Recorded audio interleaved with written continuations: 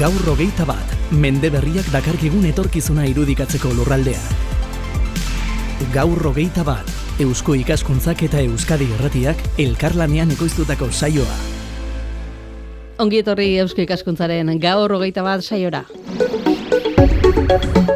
Gizarte desberdintasunak murriztea, pobrezia gutxitzea eta aukera berdintasuna bermatzea lortu nahi da etorkizunean. Helburu hori lortzeko egin beharreko bidea aztertu dute Eusko Ikaskuntzaren etorkizuneko foroen herritarren mailan. Halakorik nola egiten den aztertuko dugu gaurko saioan eta etorkizuna nola marraztu nahi dugun hausnartuko dugu.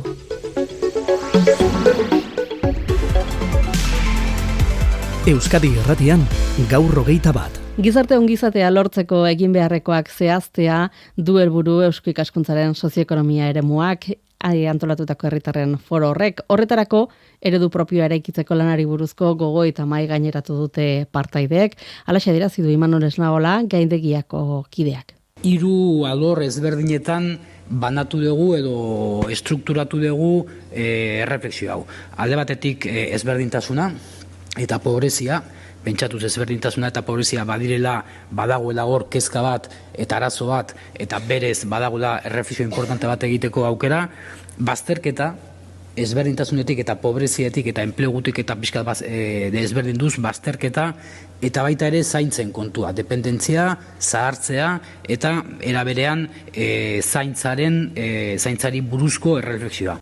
Eta horretarako Euskal Herrian kokatuta kapital soziala kontuan hartu behar da. Tomas Ariek. Edozen estrategia ekonomiko, eta guk alderdi horretatik begiratu diogu, ez lurralde antolamendua eta bizik eta estrategia ekonomikoaren ikuspegitik, eskatzen duela nolabait ere lurraldeari lotuta dagoela ulertzea. Eta beraz, lurraldeak badu kokapen bat, badu orografia bat, baditu ezaugarri batzuk, eta batez ere badu kapital sozial bat. Errealitateari begiratuta, datuek argi erakusten dute, nahi baino gutxiago direla lanean ari direnak eta lan merkatua izugarri eraldatzen ari dela. Eta eraberean ere bi estrategia, bata Hego Euskal Herrikoa oso industriala, industria tipo jakin bati lotua, horren 60 urteari naiz. Ipar Euskal Herrian berriz industria galtzen joan da, zerbitzuei oso lotua, eta horrek beste logika batzuk eraiki ditu. Eta kasu askotan ere logika zerak, ezta? Elkarrei bizkarra emandako logikak, ezta? Gizarte inklusiboa lortzeko bidean beraz, elkarri begira jarri behar dugu. Enplegua bete dezaken papera ere zalantzan jartzen da, eta ikerketa eta dokumentazio zentroko zuzendaria dugu gurekin, besteak beste, ikertu ditu pobrezia eta gizarte bazterketa, mendekotasuna, zartzea, desgaitasun eta drogomendekotasuna. Joseba Zalakain, ongi etorri. Kaixo. Gizartean desberdintasuna lortzeko hartu beharreko bidea zaritu zarete sozioekonomia alorreko foroan. Esan izan da Euskal Herrian desberdintasun ekonomiko eta pobrezia tasa baxuagoak izan direla, baina datuek diote biztanleen 1,5 inguru bazterketa egoeran bizi dela. Bai, egia da, alde batetik esan behar da ez direla zehazki fenomeno berdinak gizarte bazterketa eta ezberdintasuna. Alde batetik nik uste azpimarkatu behar den gauza bat da Euskadiko lurraldeek, bai Nafarroa, bai Euskadiko komunidadea eta baita iparraldeko herrialdek ere historikoki ez direla, edo behintzat azken hamarkadetan ez direla nahiko pobrezia tasa baxuak eta ezberdintasun tasa baxuak dituztela, eta askotan konparatzen garenean beste herrialde batzuekin, inkluso iparraldeko, Europako iparraldeko herrialdeekin, gure ezberdintasun tasak ez direla oso altuak. Bai errentari dagokionez eta beste ikuspuntu batzuetatik ere, gure ezberdintasun tasak ezin da esan oso altuak direnik. Eraberean ere beste gauza bat esan behar da, eta hori ere aitortu behar da, beste bizitzaren esparru askotan, osasun mailan, partizipazio politikoaren mailan, hilkortasun mailan, etxeko lanari dagokionean eta beste hainbat esparrutan ere, ezberdintasunak garrantzitsua direla eta hazten ari direla. Hori izango litzateke bazterketa? Bai, hori izango litzateke bazterketa eta edo horrela bukatzen da bazterketan. Bazterketari ari garenean ez gera ari bakarrik ezberdintasunari buruz, baizik ari gara nola pertsona batzuen bizitzan pilatzen diren arazo eta ez gaitasun batzuk, bai osasunaren arloan, bai partizipazio politikoaren arloan, bai diruaren edo diru sarreren eta kontsumaren arloan.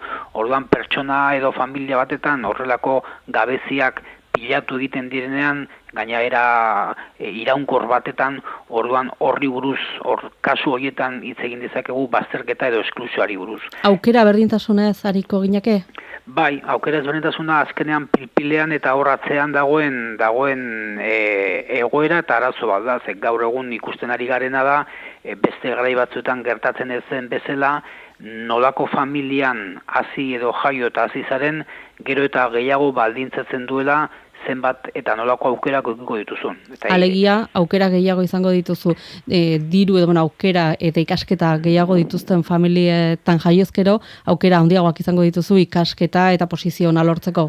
Bai, hori beti izan da horrela, hori ezin da esan beste erabatean izan denik, gertatzen dena egon direla hamarkada batzuk gure kontekstuan, gure herrialdetan egon direla hamarkada batzuk non hasierako formazio handi bat behar gabe ere erresa zela edo ez zela horren zaila goruntz egitea. Eskala edo gizarte strukturan goruntz egitea. Orain ikusten duguna da, ezagutzaren gizarte honetan eta globalizazioaren gizarte honetan hasieratik behar dan inbertsioa edo behar dezun kapitala, kapital kulturala eta eziketa kapitala eta bar, gero eta garrantzitsuago dela. Ez, orduan, egon ziren da nik uste hori garrantzitsua dela. Egon ziren hamarkada batzuk gure inguruan, Euskal Herrian, non gora egitea edo noiz gora egitea erresa zela, edo ez zela behintzat oso zaila, eta berriz gaur egun, eta batez ere datozen urteetan, gora egiteko aukera horiek gero eta txikiagoak izango direla. Eta familia bakoitzak bere seme-alabeetan egin dezakeen inbertsio hori gero eta garrantzitsuagoa izango dela. Hori ja ikusten ari gera, eta nik uste dut datorkigun gizartean, hasieran umeengan egin dezakegun inbertsio hori gero eta garrantzitsuagoa izango dela. Etorkizuna finkatzeko garaian. Hori da. Alda dezakegu, irauli daiteke eredu hori? Bai, baina iraultzeko bi gauza behar dira, batez ere, alde batetik behar da eredu produktibo indartsu bat. Eredu produktibo bat aberastasuna sortzen duela, eta aberastasuna banatzen duela eta bazterketarik sortzen ez duena. Asko esatea da hori, Bueno, gainera hori da lehenengo partea.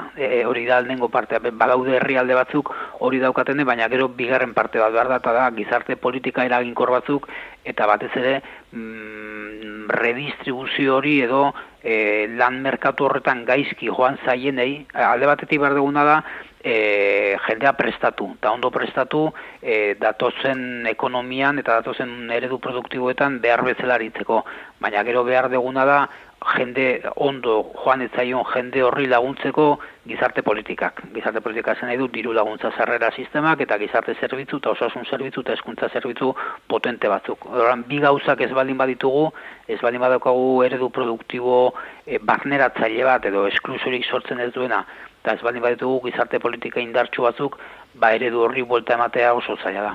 Zenbat geratzen zaigu horra iristeko, Joseba? Bueno, nik esango nuke Euskal Herriko lurraldeak, egia da Nafarroak bere eredua duela, Euskal Komunitate Autonomoak berea, eta iparraldeko lurraldek ere berea propioa daukatela, edo behintzat estatu frantziarekin zerikusia handia daukana, baina ez nuke esango oso gaizki gaudenik, edo oso urruti gaudenik. Nik uste zentzu horretan gauzak nahiko ondo egin direla azken urteetan, gauzak hobeto egin daitezke eta askozaz ere gehiago egin daiteke eta egin beharko da. Baina ez nuke esango ere oroar hartuta, eta batez ere beste leku batzuekin konparatuta, nik ere ez nuke esango oso gaizki gaudenik. Eta alderdirik ahulena, zein landu beharrekoena, zein izango litzateke? Nik uste dut alderdik ahulena dela batez ere ze nolako garrantzi eta ze gutxi zaintzen dugun haurtzaroa eta gaztaroa gure gizarte babes ereduetan. Orain badakit pentsio dudak eta jubilatuak direla kalean daudenak borrokan, baina nik uste dut esan behar dela historikoki eta batez ere orain gutxien laguntzen den taldea aurrena, famili gazteena eta gazteena dela. Eta hori argi eta garbi isladatu da gure egoera demografikoan, seme-alabarik ez baldin badaukagu ez da ezergatik, da batez ere ez ditugulako behar bezala zaintzen familia gazteak eta umeak eukitzea eta ezitzea eta umeak haztea eskatzen duen esfortzua ez dugulako behar bezala baloratzen. Eta etorkizuna zari gara, ez da? Etorkizuna, bai, baina ez gure ongizate estatu ez dio etorkizunari begiratzen, gure ongizate estatuak batez ere iraganari begiratzen dio. Batez ere gaina gure ongizate estatuak gauza badauka, zentzu batean txarra, zentzu batean ona ere, baina zentzu batean txarra, eta da, ondo joan zaionari, desente ondo ordaintzen diola gero, eta desente ondo tratatzen duela, bere zahartzaroan, baina gaizki joan zaionari, gure babes sistemak oso gaizki tratatzen du. Eta emakumeak, etorkinak, bere bizitzan zehar kotizatzeko lan aina ez dutenei gutxi ematen dio gure sistemak. Alegia, lana ez da jartzen da erdigunean eta aldaketa prozesu bete-bete horretan lan merkatua bera ere izugarri aldatzen ari da, errealitatea ere bai? Bai, eta hori ere kontuten hartu behar da. Askotan politikoek eta asko oraindik esaten dute enplegua dela gizarte politikarik onena, eta hori maila batean, hori egia da maila handi batean, eta nik uste hori defendatzen jarraitu behar duguna, baina egia da beste maila batean gaur egun enpleguak ez duela pobreziatik lehen bezain beste babesten, eta enpleguak ez duela gizarte bazterketatik lehen babesten zuen bezala babesten. Biztanle aktiboen erena prekaritateak edo langabetiak jota dago, hori da. Eta krisiak egoera aregotu egin du. Lehen ere, krisia baino lehen, nik uste esan behar dugu da, bazedura langile pobreak, bazedura langile prekarioak, bazedura emakumeak lan oso baldintza txarrekin, imigranteak lan oso baldintza txarrekin, baina krisiak guzti hori areagotu egin du. Sortu du kategoria berri bat, prekaria doa ditzen dioguna, prekariotasun horretan bizi direnak, eta nik uste lanak eukiduen aldaketa sakon horrek, eta lan baldintzen eta lan ibilbideen okertze horrek, nik uste kontutan hartu behar degula gure gizarte politikak eratzen ditugunean. Eta pentsatu behar dugu, gian jendeari lan bat edo enplegu bat bermatzea helburu garrantzizkoa dela, baina batzutan ere, diru sarrera bat eta bizi baldintza minimo batzuk bermatzea ere, ez hainbeste enplegua, baizik eta diru sarrera batzuk, eta batez ere bizitza kalidade minimo bat bermatzea dela benetan gizarteak eta erakundek bermatu behar diotenea hiritarrei, ez? Orduan hor aldaketa bat egin behar dugu. Eta tradizionalki izan dira bi planteamendu, ezta? Administrazioak lanpostua bermatzearena edo lanpostu onaren alde egitearena edo errenta bermatzearena. Zuk biak aurre ikusten dituzu, Joseba? Bueno, nik uste dut ez genukela bata ala bestea azpimarkatu behar. Nik uste dut arazoa berez nik uste dut dela jende askok benetan nahi duena lan on bat eukitzea da enplegu on bat eukitzea.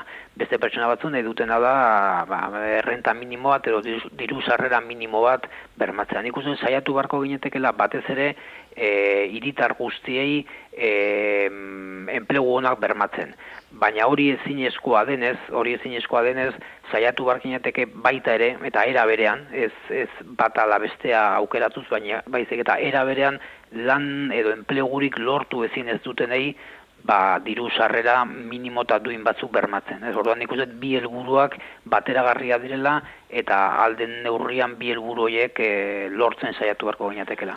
Eta ezkutuko lan hori, ezta, askotan errentaz eta hitz egiten denean, eta pasaden saioan ekonomia feminista hitz egin genuenean ere, hori jartzen zen mai gainean, ezta, lana bai, baina enplegurik ez. Bai, lana asko eta gero beste gaur orain arte ezberdintasunari buruz, pobreziari buruz eta bazterketari buruz ari gara, baina nik uste olako eusko ikaskuntza egiten ari den erreflexio horretan zaintzen krisia kontutan ere hartu behar degula. Ez dago lehen orain arte familia izan da, eta familia esaten dugunean, familiko emakumeak izan dira zaintzari buruz arduratu direnak, eta emakumeek orain dela ja urte desente, erabaki zuten, beraiek ez zirela izango zaintza aurretaz arduratuko ziren bakarrak, eta enpleguaren mundura atera nahi zutela. Gertatzen dena, emakumeak enpleguaren mundura atera direla, baina gizonezkoak ez garela etxeko zaintzetara sartu. Eta hor, zaintza beharrak handitu egin dira, jendea zahartzen joan den neurrian, da gizartea zahartzen joan den neurrian, orduan zaintzak eta ekonomia feministak esateko asko dauka, zeren ez baldin bagera gai zaintzak beste era batean banatzeko eta beste era batean egiteko, gure ereduak ez dauka inolako etorkizunik. Hori ere zaintzen krisia eta generoari buruz daukagun zaintzen banaketa hori berrikustea behar-beharrezkoa da. Eta berrikusi baita gizarte ongizatearen eredu klasikoa, ezta? Claro, eredu klasikoa zegoen pentsatuta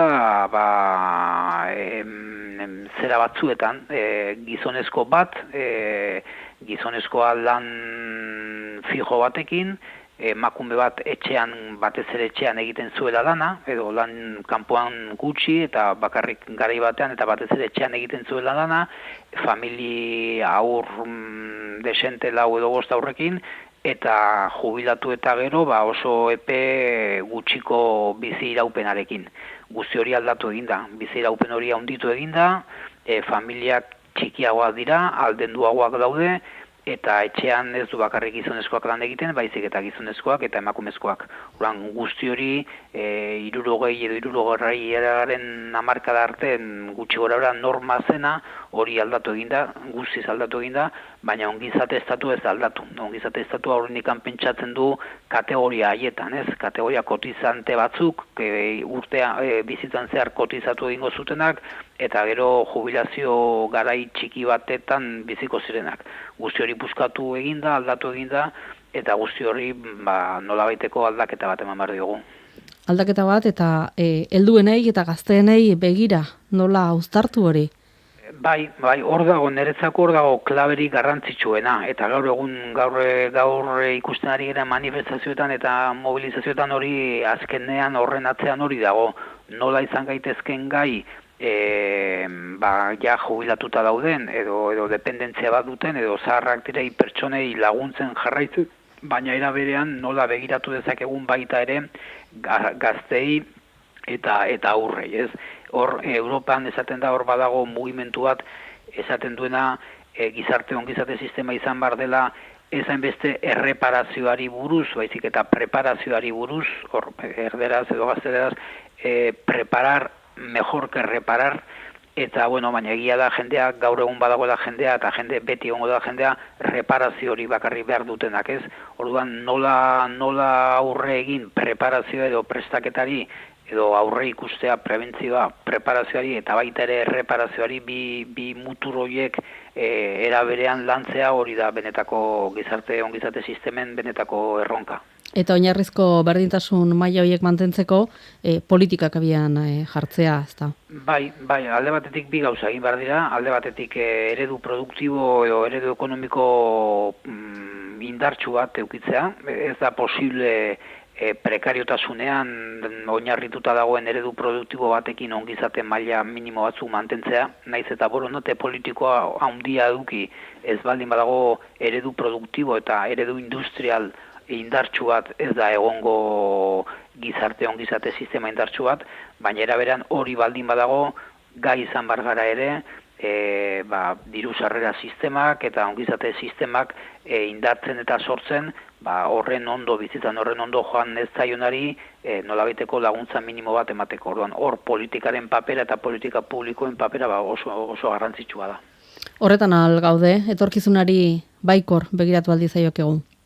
Nik esango nuke Euskal Lurraldetatik nahiko baikor begiratu dezakegula. Nik uste dezin dela esan dena ondo egiten degunik eta dena ondo egiten ari garenik, baina nik esango nuke beste lurralde batzuekin konparatuta eta beste lurralde askorekin konparatuta, bai Nafarroan, bai Euskal Autonomia Erkidegoan eta baita ere iparraldeko probintzietan ere, gauzak ez direla gaizki egin, nahiko baskorentzako eredu gara, eta nik uste hori ere esan behar dela, gizarte solidario bat garela, bai erakunde publikoak eta bai baita ere herri mugimenduek ere, eta gizarte eragileek ere gauza asko egiten dituztela Euskal Herrian, eta zentzu horretan beti dago gutxiegi, eta beti egin daiteke gehiago, baina nik ez nuke esango orain arte azken hamarkadetan egin dena gutxi. Nik esango nuke nahiko harro egoteko dela, eta beti ere beste batzuekin konparatuta ez gaudela gaizki. Gauzak nahiko ondo egin direla Euskal Herrian. Beraz lortuko dugu, haurtzaroan dauden horiek esperantzazko etorkizuni bihurtzea. Lortuko dugu mantentzen baldin bada horrelako itun bat, gizarte itun bat eta gizarte akordio bat.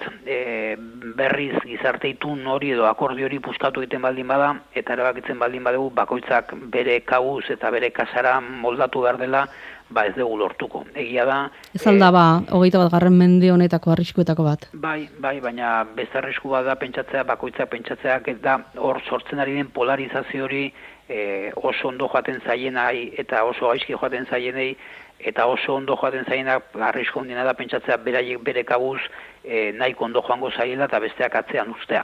Hori gertatzen ari da beste herrialde batzuetan, hori da nik uste 21. mendean daukagun arriskurik handiena, oso ondo joaten zaienek ez direla horren gutxi, pentsatzea izu guk jarraituko dugu gurean eta atzetik datozena batzean gelituko dira. Orain arte egon da itun bat eta egon da pakto bat hori ekiditzeko.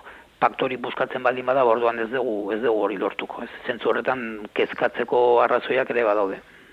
Tira, horri begiratuko diogu eta gogoeta horrekin jarraituko duzue beraz etorkizunean. Liburu zuria idazten, ez da, Joseba? Bueno, idazten edo behintzat erreflexioa egiten. Idatzi ezakit idatzeko dugun, zer idatzeko dugun, baina behintzat gai hauei buruz erronkak zeintzu dian identifikatu eta nola aurre egin erronka hori, nik uste hori dela prozesu honen helburua. Eta lanean jarraitu. Joseba Zalakain, mila esker gurekin izategatik. Zuei. Laster arte. Agur. Gaur 21. Gogoetaren lurraldea. Herritarren ahotsak lagunduta egin nahi du Eusko Ikaskuntzak 18. Kongresurako bidea. Horregatik, kezkagarritzat jo diren gai nagusiak lantzen ari dira herritarren mailetan. Gobernantza demokratikoa, garapen sozioekonomikoa, gure jendeak, gizartea eta kultura. Arratearin. Orduan, herritarrek esandakoa eta foro agente sozioekonomikoak eta barrak marraztutako eszenarioekin, guzti horrekin joan nahi dugu kongresura eta, pixkat liburu zuria izango dan liburu zuri propositibo hori aurkeztu eta jarraitu eztabaidatzen, Kongresua ere izango da eztabaidatzeko momentu bat. Elkarlanean identifikatutako gakoak liburu zurri batean jaso eta herritarren maietatik sortuko diren emaitzak bigarren pausoarekin lotuko dira. Lurralde eta arlo desberdinetako eragile sozialei bideratuko zaizkien herritarren galderak, erantzun aukerak jasoko dituzte antolatuko diren gizarte foro hauetan eta ekarpena egiteko ere dutenak parte hartzen ari dira eta parte hartzea zabalik dago oraindik. Parte hartzea zergatik ari diren eta zergatik jarraituko duten horrelaxe azaldu digute Eider Casanova, Idoia Postigo eta Sabin Ararak. Egun honetan nire parte hartzea batez ere egonda motibatuta, gaur plantatzen den gaia edo gaiaren garrantziaz, gaiaren garrantziarekin.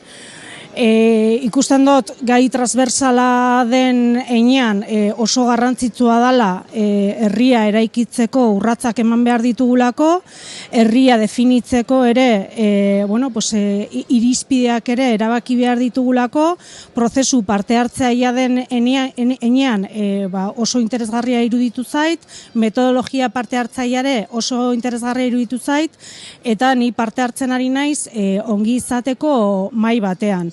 Ni hezkuntzan munduan aritzen naiz, hezkuntzarekin lotura handia dauka ongizate sistema eta horregatik motibatuta ikusi dut nire burua parte hartzeko eta hezkuntzarekin lotura dituen gai honen inguruan hitz egiteko. Atseginez etorri gara gaur Eusko Ikaskuntza proiektu honetan parte hartzeko, zer eta lehenik eta behin Eusko Ikaskuntza gure bazkide bada. Eta beste alde batetik compartimos con Eusko Ikaskuntza los objetivos que guían este proyecto. En primer lugar, la importancia del entorno en el que nos movemos, aunque las políticas de Bilbao Metrópoli 30 están enfocadas al área metropolitana de Bilbao, buscamos su área de influencia igualmente. También nos preocupa fundamentalmente el largo plazo y estrategias basadas en valores. Eusko Ikaskuntzak eman dauzku aukera garrantzitsu bat, guk dauzkaguzan ideiak, asmoak, pentsakizunak, eurei zabaltzea, azkenean idazten ari diren liburu zuria 100. urte urrena dela eta iruditu zaigo espazio polita dela. urte batzuk dauzkagunak trajektoria luze bategaz, uste dugu kolaborazio hau beharrezkoa dela, gazteak euren indarra eta ez dakit, pentsakizunak bideratuko dituzte, eta guk bideratu aldituguz gure historia, trajektoria, gauzak zelan egin direzan eta nola egin diren aurrera. Nire kasuan aukeratu dut harreman laboralak eta enpresak, bertan uste dudalako egon daitekela aurrera joateko espazio oso garrantzitsua, trebakuntza oso garrantzitsua ere izanik, eta nola bideratu trebakuntza sendo batetik lan egoki batetara. Hortik sortuko dira Eusko Ikaskuntzaren 18. Kongresuan aurkeztuko diren prozesuarekin lotutako emaitzak. Adituekin eta erakundeekin kontrastatuko dira, kezken eta galderen inguruan etorkizuneko eszenatokiak eta proposamenak eskaintzeko. Gaur 21, irudikatu dezagun etorkizuna.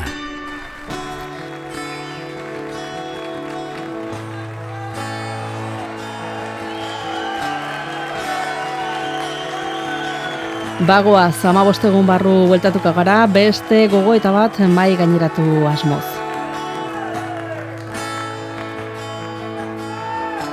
Jose Alkain izan duzue teknikari lanetan eta zuekin hizketan Aitziber Salinas, ondo izan. Eguneoko bizitza ikatza bezalako labexo moruak isurutzen hasi zenian. Tizredin badiako kaian eseritzen, haide plano eroriei kantatzeko. Bluesban Sagarraren loreek suartu zuten eta niri odolasi zitzaidan sudurretatik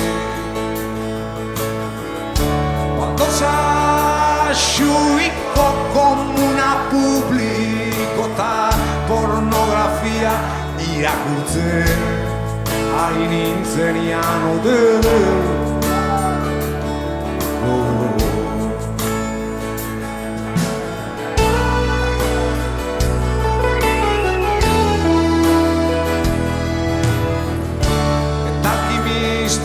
txosten bat eman zuten argitara plusbaliaren alde azalduz erabat eta errestaurantetik bi homosexual bota zituzten arrazoi komertzialak zirela merillo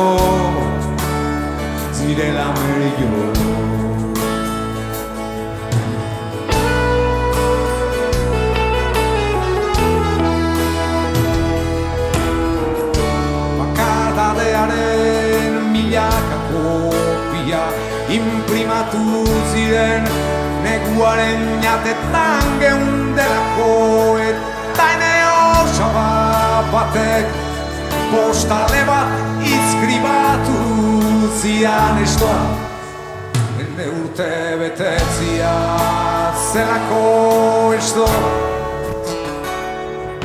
iopa eta bide batez bere seguru etxia konseiatu nahi zidalako inoiz ez da jakiten hoi eta ene maitaleak telefonoa lozidan koprezzaporeko maitasunez gauaren erdian gauaren erdian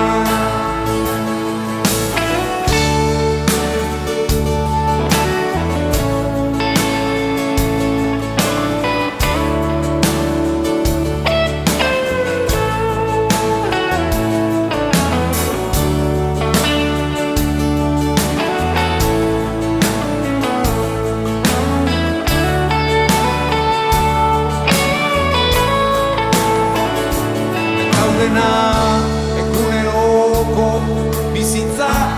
katza bezelako labexo moduak isurtzen hasi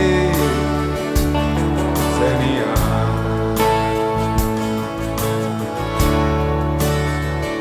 Etengabe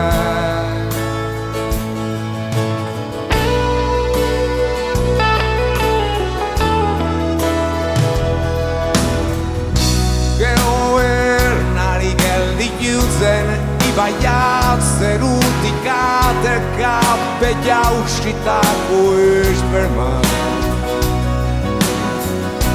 Alkandola larrosak txuriak gorridunak beltzak faltsuak errestan eramanen.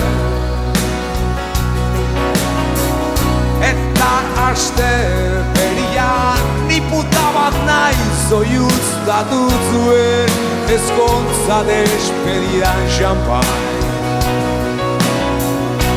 Olibeti batetan bere lehen gutune romantikoa osatu zuen sekretaria lotxatia. Eskaleek bazpare trapuzko etxiak jasot zituzte zupipian apitxelenak babesteko.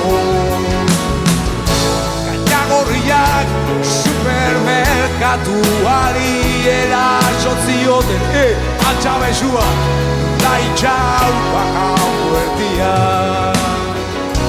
Ekua heldu zen azkenez eta antzerrek muge bat egin zuten zeruan. Dispensariotan antitristezi pildorak banatu zituzten ugari. Ekitoko zazpi zurriten edizio ugaldu eta korrektua usmatu.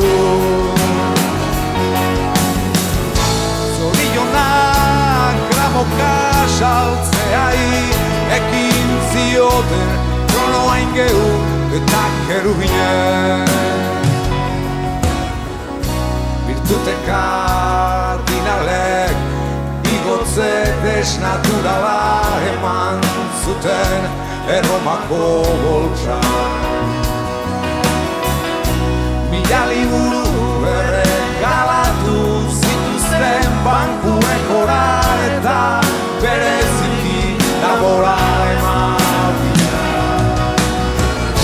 Baina alperrik zen berandu dabiltza eta ez dute ezer lotuko ezkero. Palazioak lurrera doaz kartzeletako orman pizzatu egin dira. Eta gulibo gabiltzak kaletan tirantezko galtza nahiaz jantzien.